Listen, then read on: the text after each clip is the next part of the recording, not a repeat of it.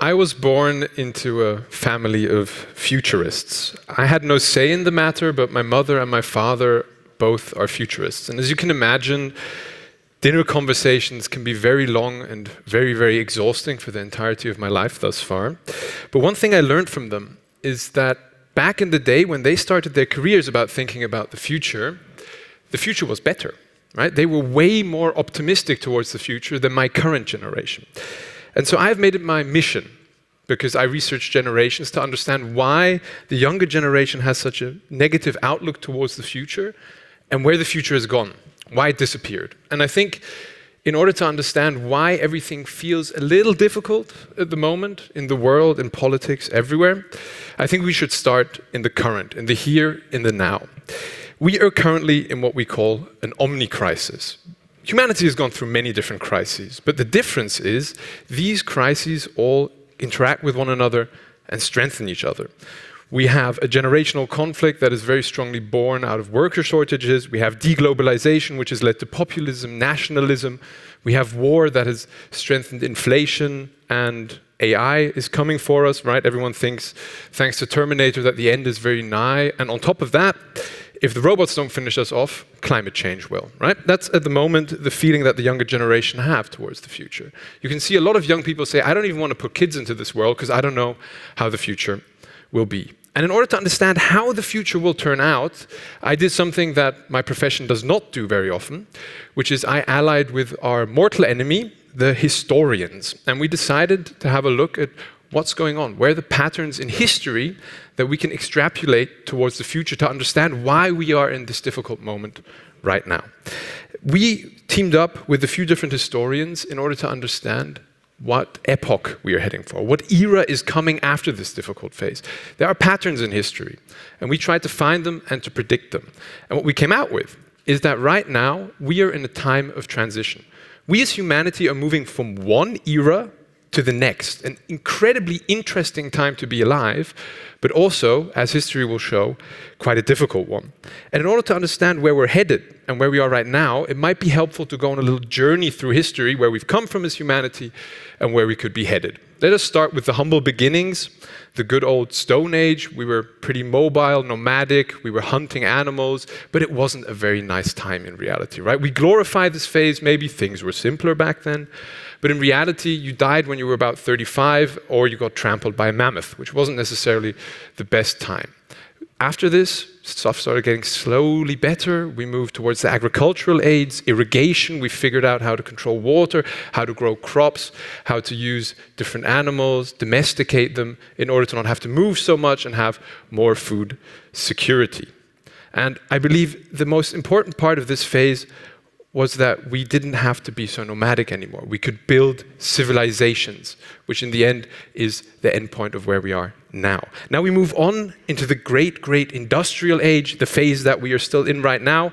At least that's what it feels like. I think when you hear this term, you always think of coal mines and big, big factories with a lot of labor and suffering. But if you look at the statistics and at history, you will see life improved massively during this phase. It was actually a really good time. Life expectancy went up, consumption got better, we became actually freer, we had to spend less time working. It was actually a really good ride, especially because of fossil fuels. I know at the moment we have our difficulty with fossil fuels, but we have to cherish them for the phase that they were useful in.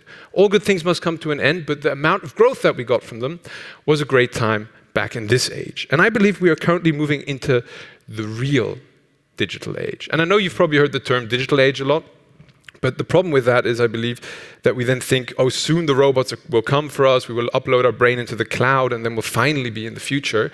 I don't believe that is what is going to happen. I think we're going to start a new deal with technology where we build technologies to help humans and not necessarily to replace them. Now, if we look at how all of these different phases of humanity have developed, we can see a very interesting pattern. They start speeding up, right? The Stone Age was 300,000 years. The irrigation age was only 12,000. The industrial age was incredibly short, 250 years, and now we're moving into the next phase, the digital age. And I'm showing this because I think it's important to understand these ages do not end abruptly. right? We still have agriculture. We still live off of it. But in the year 1790, 90% of humans were tasked with creating food, and now it's about 2 to 4%. So we can see it doesn't disappear, it meshes with one another, and then the next phase begins. In working together with historians, we wanted to look at how terrestrial civilizations have developed. And with the start of agriculture, the first proper civilization started, right? We got the Sumerians, ancient Egypt, then we developed onwards towards Han China and Rome, right? The real proper civilizations as we know them from history. These were the generation 1 cultures. Now we're moving towards phase 2, or we're already in phase 2, and we're trying to see, will we get into the next phase? And to simplify this model, because we're trying to find laws and rules for the future that we can apply, we tried to figure out how do these jumps, how do these leaps towards the next era, how do they work? And how can we foresee them? And how can we control them? And the interesting part is humanity potters along. We always have a few crises, but we kind of get them under control. And now, as you can see here, they start escalating.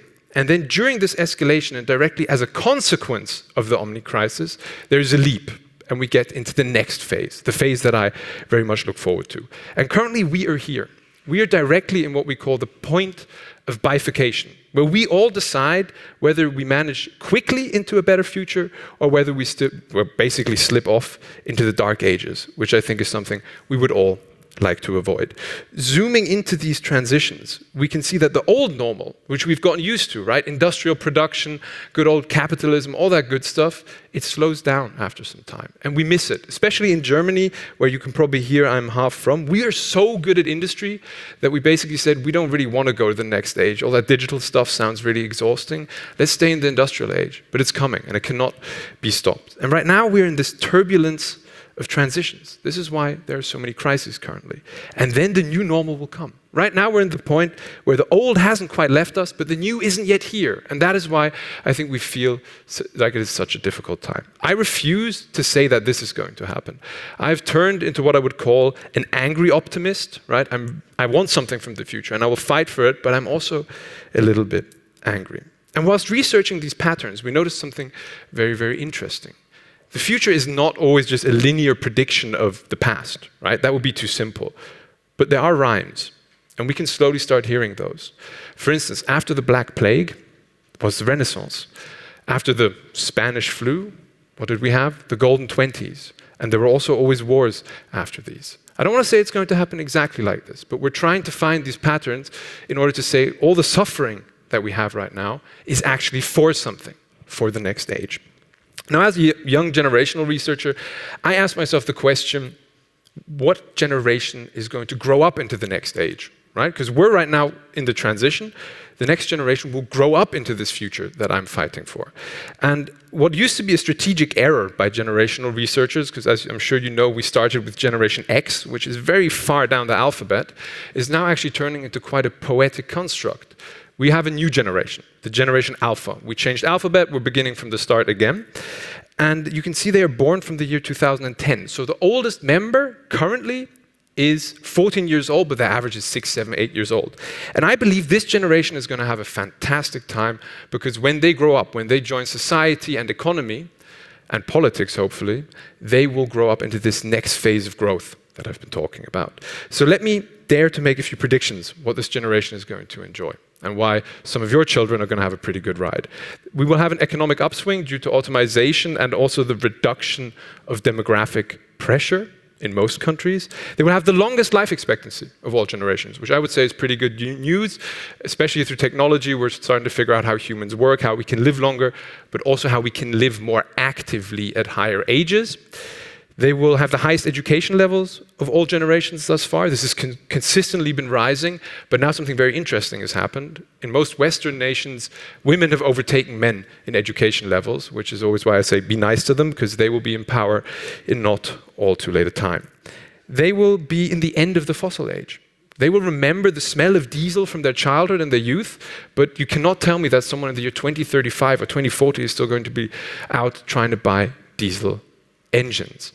And the thing that makes me the most optimistic is, I'm sure you've noticed my generation was known as the digital natives, right? I don't always feel that digital, but supposedly I am. And the Generation Alpha is going to be what I call AI locals. When they turn, let's say 22, 24, 25, when they decide which jobs they're going to pick, they will remember jobs from their youth, but they will not be picking those anymore. All of the job fields that have high redundancy, where we keep on doing the same thing over and over again, this will be taken by machines. And this is not some sort of sci-fi scenario. This is currently happening right now. The future is beginning in this phase of transition, which is why I need to talk about artificial intelligence and automation, because there's two camps at the moment. The one side says this is completely useless and it's not going to do much, and the other side says, well, the Terminator's coming, right? And it is my job to have a bit of a more differentiated look at this. So we started an analysis in the question, which industry sector will have how much growth by the year 2035, which is about when the generation Alpha will be picking their jobs, and which won't be having a lot of growth. And as we can see, fields like the producing sector, industry, where there's high redundancy, agriculture, where we already have drones picking fruits at this point. Logistics and trade, of course. The automized cars do not need to be perfect, they just need to be better than us. And they don't sleep, they don't get tired, they don't look at their phone. So this will be happening pretty soon. I refuse to believe that in the year 2040, people will still be going into jobs where their main job is to stack products or scan products at a checkout. But there are also other sectors where not so much growth is possible, right? Education, the idea of the robot teacher is wrong. I'm sorry. Construction, arts and entertainment, health and social services. These are all fields where the human component is very, very deeply ingrained. Which brings me to the formula of automation and digitalization, which, as said, leads me to be so optimistic towards the future. The machines are becoming better machines. This will not be able to be stopped. So we, as humans, have to make sure that we use our own evolutionary benefit, which is empathy, all the soft skills that everyone has been talking about. That is our strength. That is the one thing we are better at than the machines. And so thus the workplace will become highly automized and highly humane, which is why I've been talking about the real digital age. Analog and digital are both fantastic if they're used in the correct way.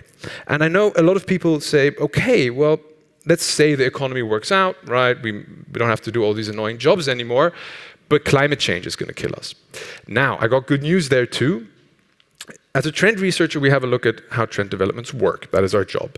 And currently, in all the questions of ecology, especially in the questions of energy, we can see that we are coming to this point that I love, which is exponential growth. Wind generation, solar generation, annual electric vehicle sales, and battery storage is all coming to that point where it's just about to take off. And that's why I'm so optimistic towards the future, because I've had a global look at this and can see we're heading directly into the right direction. I know it's painful right now. I know things seem very difficult, but it is necessary to make the next age a good age. And take it from maybe not me, but a very smart sheikh in the year of 1930, who already then understood that the Stone Age did not end due to a lack of stones, and that the oil age, the fossil age, the industrial age, will not end to a lack of oil. I think that is a very, very optimistic, but also correct way to look at the future, and I invite you all to join me in this fantastic future. Thank you very much.